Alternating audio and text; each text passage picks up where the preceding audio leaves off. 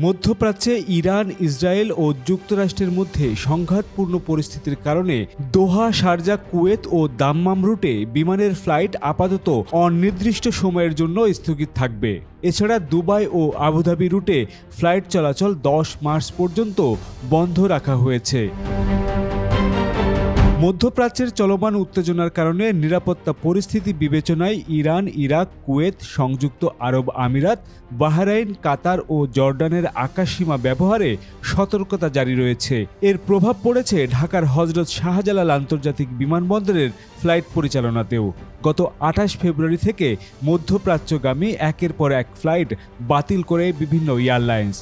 রোববারও শাহজালাল আন্তর্জাতিক বিমানবন্দর থেকে অন্তত 26টি ফ্লাইট বাতিল করা হয়েছে। এই নিয়ে এ পর্যন্ত মোট প্রায় 300টিরও বেশি ফ্লাইট বাতিল করা হলো।